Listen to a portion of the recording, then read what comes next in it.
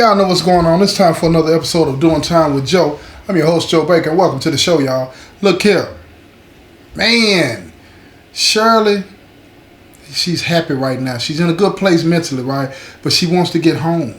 She needs to get home to her little boy because she wants to be a part of his life before he gets to that age where he starts to recognize that she's not there like that, right?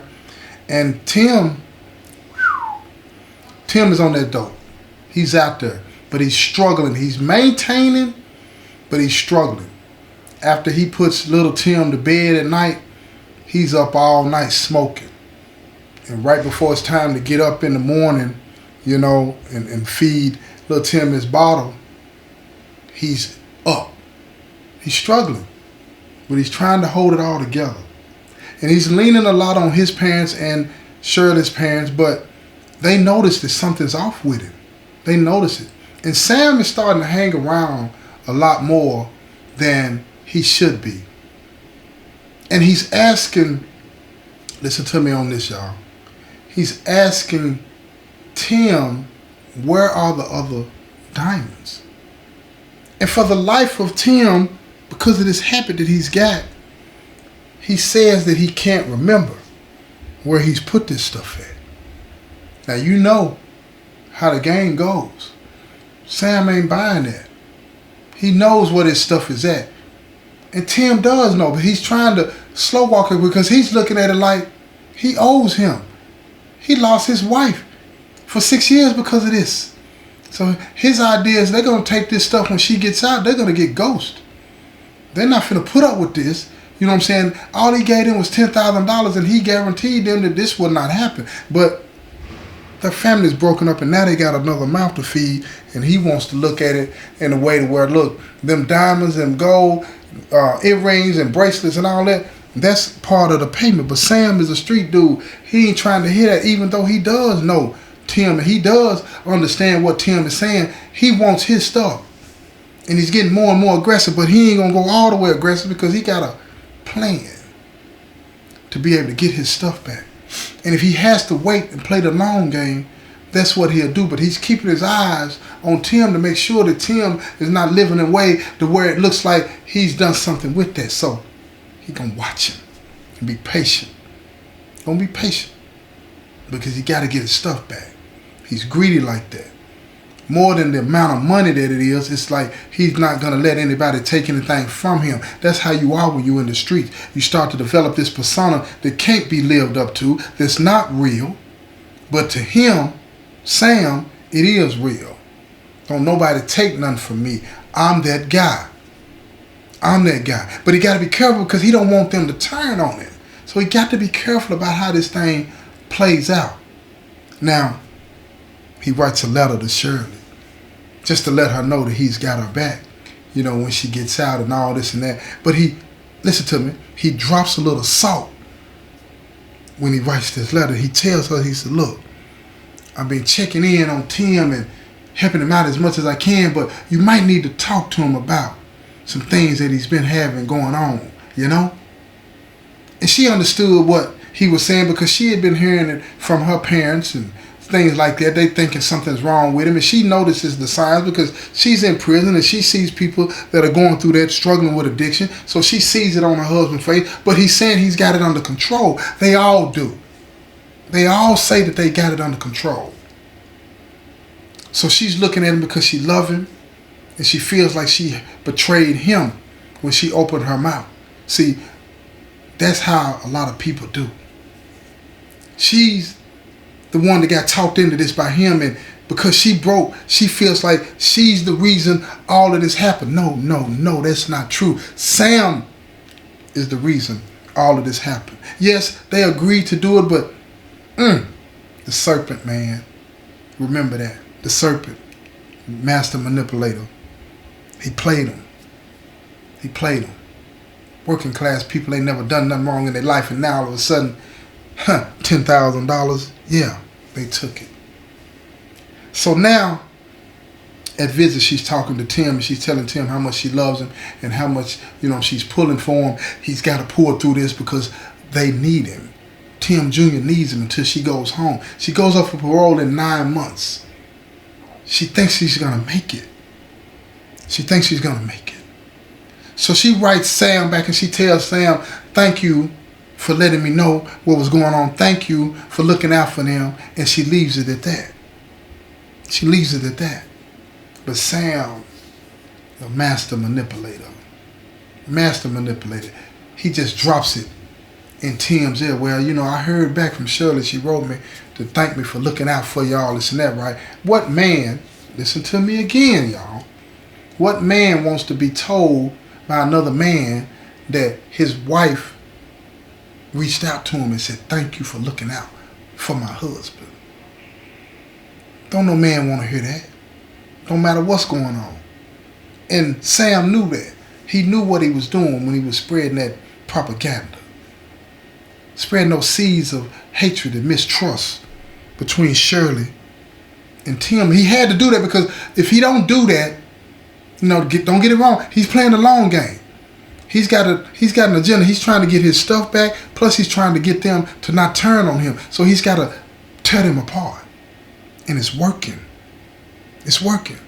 Shirley don't know it, but Tim is feeling some kind of way. So when he comes back up to visit her, he's talking to her in a way that's not nurturing, not caring like he normally does. And he's telling her things that is messing with her mind, like, when she comes home, he's got to do some thinking. He's going to need some time to himself. Wait a minute. Why would you need some time to yourself when she's not been there? That's what she's thinking in her mind, right? So she looks at him and a tear rolls down her cheek and she says, I understand. I understand if you don't want to be with me anymore. And Tim, in one of those fleeting, sober moments, they catch each other's eye and he looks at him, he says, I still do want to be with you. I still love you, but something is off here. What is going on? Why would you write him? And then the light bulb in her head went off. Wait a minute. You're talking about Sam. Because that's the only other person that has ever written her while she's been in prison. And he said, yes, he told me that you wrote him. And she said, listen to me. It was nothing. He wrote me to tell me what you had been doing. And I wrote him and thanked him for looking out. That was it. Tell him to show you the letter. Now Tim is staring at her. He wants to believe her. He needs to believe her. But he's feeling some kind of way. You know how male pride is. If this is true, then he feels like a sucker. If it ain't true, he feels like a sucker. What do you do? What do you do? She leans forward and she grabs his hand, and little Tim is in her arms, and she looks at little Tim while she's holding his hand. She said, this is all that's important. Him. Us. Not Sam. He caused us to be separated once. She told him, I'll never let that happen again. And Tim looked at her. Now keep this real. Now let me tell y'all something. I want you to keep this real, all the way real. She's the one in the penitentiary. All kind of stuff going on every day. You feel me? She can't leave. And she's comforting him. See, that male insecurity is a bad boy, y'all. That's why we don't give our women enough props, man. We don't give our women enough props. We got to love our women, because our women, man, they hold us together when we just a wreck. When we need that word of encouragement, where we get it from? Our woman, our mama, our grandmama, our auntie, or our cousin. That's a woman. Come on, man. Let's love our women. Let's love them. And she's looking at him and she's telling him all of these things, and she wants him to understand that he's the only one for her. If not for that, she could have told it. She could have laid the whole thing out and gotten away and walked away from this, and he would have been the one in prison. But she loves him. She loves him. And now she loves him even more, because they got this baby that they both got to take care of. And about that time, on cue, Tim Jr. opens his eyes and he looks at her and he smiles, and she says, see, this is what's important. him. And he's a baby. He don't know nobody. He reach up and he grab her face. You know how them babies do, putting their finger all in your mouth and all this and that. And he just started laughing. Just started laughing. Then he needed his diaper change. You know what I'm talking about. But here's the thing. Tim goes home and he knows now that he's been played by Sam. He starts to understand that this is going to get bigger than him real fast. The months is flying by, and it's time for Shirley to go for parole, and guess what? Parole granted. They're going to let her come home, but she's going to be on probation, parole, for a few years. Before she leaves, the DA pays her a visit, and he tells her, he said, look, you did your time, and you got a new opportunity to live your life. But let me tell you something. We know Sam has something to do with this. And he got away with it. But the Sam you knew then is not the Sam that you know now. He's more powerful and he's more involved in the community drug trade than he ever was before. And if he comes and approaches you, let us know. And Shirley, she's looking at him because she's gotten that penitentiary seasoning on her now. You know what I'm saying? Extra crispy. You feel me? And now she's looking at him with a suspicious eye. She can't, prison will mess you up, y'all. Let me tell you something. It'll mess you up because it'll have you not trusting what's real because of who it's coming from. See, he the police. The DA the police. And she looking at him all sour because he on the other side. You see, that's what prison will do to you. Even when somebody coming to you real and raw, you're rejected because of what side of the fence they on. She's listening to him though, but she ain't receiving it. But she plays her role. We got a shoo-shoo in here. She tells him, okay, I understand, and if he does, I will. She didn't mean it. She got her hand behind her back with her fingers crossed. You feel me? The toes too. The day comes where she gets to go home. Tim and Tim Jr. pick her up and they ride home as a family. She actually gets to hold her son as a free woman.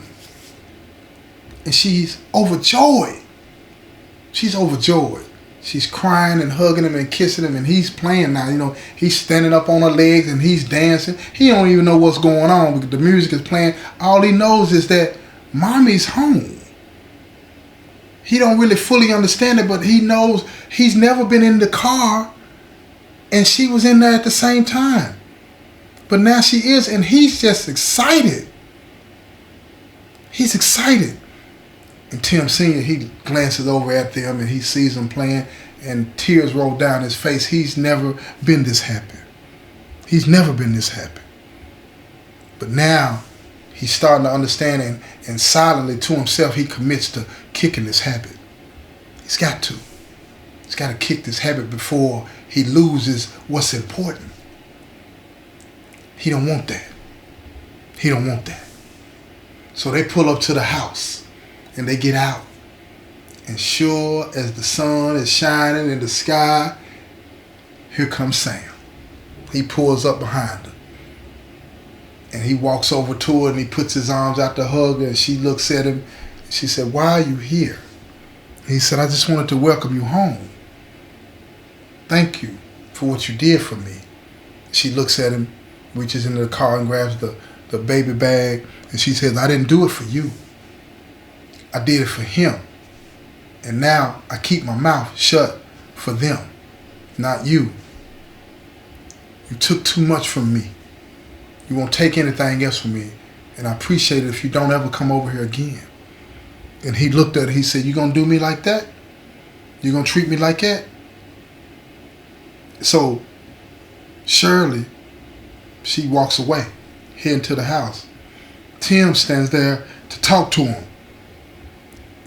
And she says, Tim, come on. Let's go in. And he said, no, I'll be there in a minute. And she sees Sam hand Tim a baggie. She turns and she walks on in the house. But she knows what it is. And everything washes over her. She said, the first day I'm home, I gotta witness this. I gotta see all of this. And then when Tim comes into the house, she's put Tim Jr. down to bed because he's gotten tired again. You know how them babies do. They up 1 minute, down the next, right? You got to get it in when you can, you know? So when she puts him down to sleep, she turns her focus to Tim Sr. And she hugs him and she kisses him and she asks him, she said, what was that he gave you? And he told her, don't worry about it. She said, no, if it's in this house and it's drugs, I got to worry about it because I don't want to go back inside. And he looked at her and he took her hand in her face in his hands, and he held her jaws and he pulled her to him and he kissed her and he said, look, I wouldn't do anything to see you go back inside. Nothing. She said, well, get rid of it then. And he froze and he looked at her. He wanted to, but he wasn't strong enough yet. And if you want to hear how the rest of this thing plays out, you're going to have to tune in to the next episode, right? This has been another episode of Doing Time with Joe. I'm your host, Joe Baker, and I say peace, y'all.